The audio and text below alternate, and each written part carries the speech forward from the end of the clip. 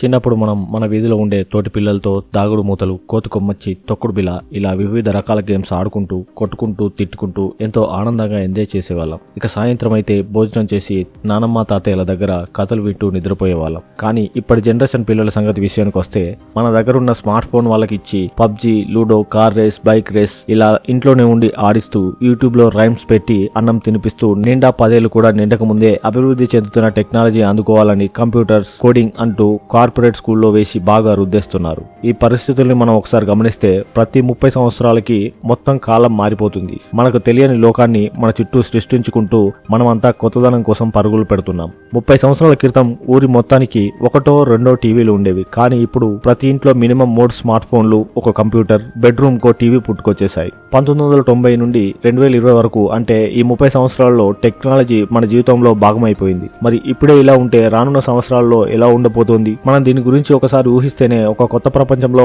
విహరిస్తామేమో కదా. సరే, 100 ఏళ్ల తర్వాత మన ప్రపంచం ఎలా ఉంటుంది? అప్పుడు మన నెక్స్ట్ జనరేషన్ వాళ్ళు ఎలా బ్రతుకుతారు? సంతోషంగా ఉంటారా లేక కష్టంగా బ్రతుకుతారా? అసలు నిపుణులు ఏం చెప్తున్నారు? ఇలాంటి ఎన్నో విషయాల్ని ఈ వీడియోలో మీకు తెలియజేస్తాను. వీడియో చాలా బాగుంటుంది, సో ఎండ్ వరకు మిస్ అవ్వకండి. అండ్ ఇలాంటి మరిన్ని ఇన్ఫర్మేటివ్ వీడియోస్ ని మీ కొరకు తెచ్చేందుకు మీ సపోర్ట్ గా జస్ట్ లైక్ చేయండి చాలు. Let's get in to the video. ఇప్పుడంటే మీకు, నాకు ఇలా ప్రతి ఒక్కరికి ఒక బెస్ట్ ఫ్రెండ్ ఉన్నారు. కానీ రానున్న సంవత్సరాలలో అంటే మరో 50 లేదా 100 ఏళ్ల తర్వాత అప్పటి జనరేషన్ మనుషులకు బహుశా బెస్ట్ ఫ్రెండ్స్ ఉండకపోవచ్చు. ఎందుకంటే ఆ ప్లేస్ ని పర్సనల్ రోబోట్స్ రీప్లేస్ చేసేస్తాయి. ఈ పర్సనల్ రోబోట్ అప్పటి మనుషుల జీవితాల్లో ఎంతలా భాగమైపోతాయి అంటే ఒక మనిషికి సంబంధించిన తిండి, బట్ట నుంచి ఇంటి పనుల వరకు అన్నిటినీ అదే చేసి పెడుతుంది. అలాగే రోబోట్స్ లో ఉండే ఆర్టిఫిషియల్ ఇంటెలిజెన్స్ ద్వారా అవి కూడా మనుషుల్లాగానే బిహేవ్ చేస్తాయి. దాంతో మనుషులు పూర్తిగా తోటి మనుషులను నమ్మడం మానేస్తూ రోబోట్స్ నే తన నమ్మకమైన ఫ్రెండ్ గా లేదా తమ లైఫ్ లో స్పెషల్ పర్సన్ గా చూడడం స్టార్ట్ చేస్తారు. ఈ రిలేషన్ కి ఎగ్జాంపుల్ గా చెప్పాలంటే నోబితా, డోరేమాన్ బాండ్ ఎలానో అలా మనుషులకి రోబోట్స్ కి బాండ్ పెరిగిపోతుంది. నెంబర్ 2, ఆర్టిఫిషియల్ ఇంటెలిజెన్స్ అనేది మరింతగా డెవలప్ అయిపోతుంది. దాంతో ప్రపంచవ్యాప్తంగా ఉన్న ఉద్యోగాలలో 50-70% ఉద్యోగాల్ని మనుషులకు బదులుగా రోబోట్స్ ఆక్రమించేస్తాయి. దీనికి ఎగ్జాంపుల్ గా చెప్పాలంటే ప్రస్తుతం డ్రైవర్స్ తో సంబంధం లేకుండానే టెస్లా కార్స్ అనేవి ఎలా రన్ అవుతున్నాయో అదే మాదిరిగా మరింత డెవలప్మెంట్ అనేది జరిగి ఫ్యూచర్ లో ఒక వ్యక్తి ఎక్కడికి వెళ్లాలన్నా అతన్ని తీసుకెళ్లి డ్రాప్ చేసే సెల్ఫ్ డ్రైవింగ్ కార్స్ అనేవి అందుబాటులోకి వచ్చేస్తాయి. దాంతో ఇక డ్రైవర్స్ ఉద్యోగాలు అనేవి దాదాపుగా లేకుండా పోతాయి. ఇక అలాగే మనుషుల కోసం కష్టపడే రోబోలు, పెద్ద పెద్ద డ్రోన్లు అనేవి వచ్చేస్తాయి. అలాగే దేశం బార్డర్ లో కూడా కాపలా కాసే విధంగా సైనిక రోబోట్స్ వచ్చేస్తాయి. ఇవి మానవ సైనికులను రీప్లేస్ చేస్తాయి. అలాగే రకరకాల జబ్బులకు ట్రీట్మెంట్స్, ఆపరేషన్స్ అనేవి కూడా రోబోట్సే చేస్తాయి. ప్రస్తుతం క్యాన్సర్, ఎయిడ్స్ ఇలాంటి మరెన్నో ప్రాణాంతక జబ్బులకి 100% రికవరీ అయ్యి బ్రతికించే ట్రీట్మెంట్స్ అనేవి లేవు. కానీ మరో 100 సంవత్సరాల తర్వాత ఈ రోగాలన్నిటికీ కూడా మందులు, ట్రీట్మెంట్లు కనిపెట్టేస్తారు. ఆ సమయానికి ఈ జబ్బులు పెద్దవిగా అనిపించకపోవచ్చు, ఎందుకంటే వీటికంటే భయంకరమైన కొత్త జబ్బులు పుట్టుకొచ్చేస్తాయి కాబట్టి.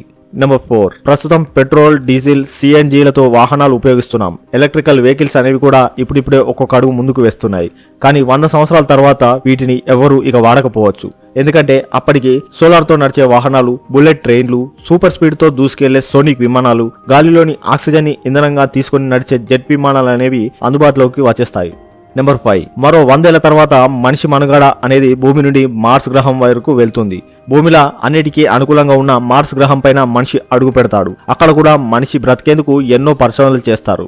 అలాగే అక్కడ కృత్రిమ ఆహారాన్ని తయారు చేసుకోవడం, కృత్రిమ మాంసాన్ని తయారు చేయడం, 3D ఆటోమేటిక్ సిస్టమ్ ద్వారా మనిషికి నచ్చిన ఆహారాన్ని జిరాక్స్ చేసినంత ఈజీగా మిషన్లతో తయారు చేయడం, అలాగే చేయి, కాలు, గుండె లాంటి అవయవాలను కూడా రీప్లేస్ చేసే పార్ట్స్ అనేవి వచ్చేస్తాయి. నెంబర్ 6, 100 ఏళ్ల తర్వాత టెక్నాలజీ అనేది అభివృద్ధి చెందడంతో ఇంటర్నెట్ అనేది అందరికీ ఉచితంగా దొరుకుతుంది.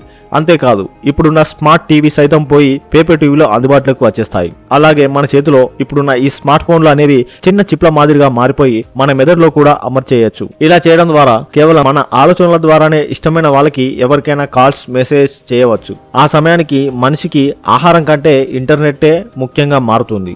నెంబర్ 7, మరో 100 ఏళ్ల తర్వాత దేవదాసు, అర్జున్ రెడ్డి ఇలాంటి type of persons real life లో ఉండరు. అలాగే లవ్ బ్రేకప్ అయితే ఆత్మహత్య చేసుకోవడం లాంటివి కూడా ఉండవు. ఎందుకంటే ప్రతి అబ్బాయి యొక్క డ్రీమ్ గర్ల్ లవర్ యొక్క ప్లేస్ ని కూడా రోబోట్స్ రీప్లేస్ చేసేస్తాయి. ప్రతి మనిషి కూడా తనకు బాగా ఇష్టమైన అనుకూలించే విధంగా అచ్చంగా అమ్మాయిలో ఉండే అందమైన రోబోట్స్ ని తన అభిరుచులకు తగ్గట్టుగా ఆర్డర్ ఇస్తే చాలు, కొన్ని రోజుల్లోనే అలాంటి రోబోట్స్ ని తయారు చేసి ఇంటికి డెలివరీ చేసేస్తారు.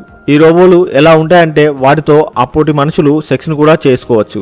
ఇలా కేవలం అమ్మాయిల రోబోట్లే కాకుండా అబ్బాయిల రోబోట్లు అనేవి కూడా వచ్చేస్తాయి. ఇప్పటివరకు కాస్త పాజిటివ్ గా ఉన్నాయి చూసాం కదా.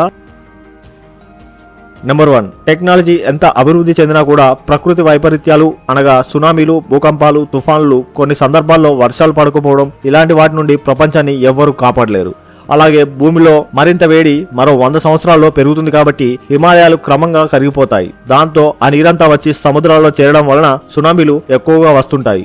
అలాగే సముద్రాలు మరింత ముందుకు జరుగుతూ ఉన్న భూమిని కూడా ఆక్రమిస్తూ వెళ్తాయి. దాంతో మన దేశంలో చెన్నై, కేరళ, ఒడిశా, ముంబై లాంటి నగరాలు వరదల కారణంగా నీటి మట్టం అవుతాయి.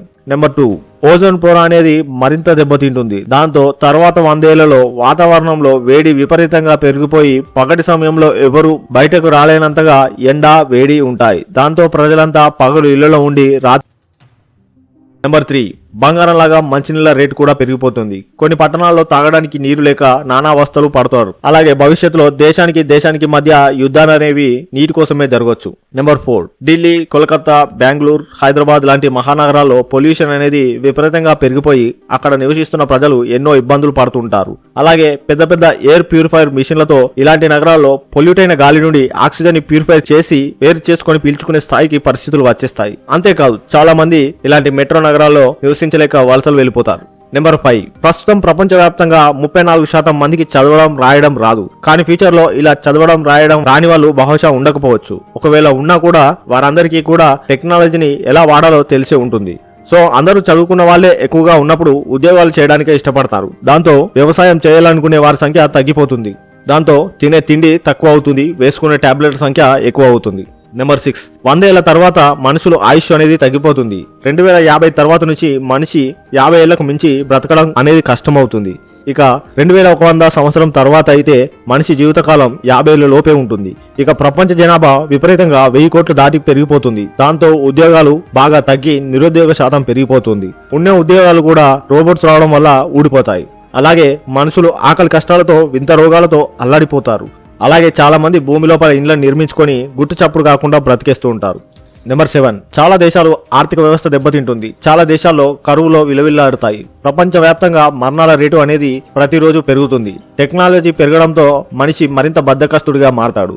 ప్రస్తుతం సాఫ్ట్వేర్ ఉద్యోగాల కోసం పల్లెటూరులను ఎలా వదిలి పట్టణాలకు వస్తున్నారో అదే మాదిరిగా 100 ఏళ్ల తర్వాత ఈ కృత్రిమ ప్రపంచం నుండి ఎంత దూరంగా వెళ్తే అంత బాగుండు అని చాలా మంది ఒక మూల గ్రామానికి పోయి బ్రతకాలని ఆశపడతారు.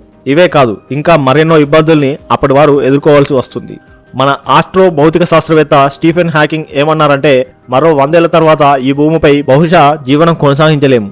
ఈలోపు మనుషులంతా భూమిని వదిలేసి మరో గ్రహానికి వెళ్లాల్సి రావచ్చు. ఎందుకంటే ఆ సమయానికి వాతావరణంలో వచ్చే సమస్యల్ని మానవ జాతి పరిష్కరించలేక విఫలం అవుతుందని ఆయన తెలిపారు.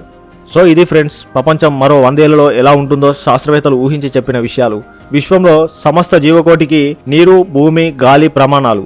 అవి ఎక్కడ ఉంటే అక్కడ సంతోషం వెల్లివిరుస్తుంది. ఇవి లేని చోట మనిషి మనుగడ అనేది అసాధ్యం.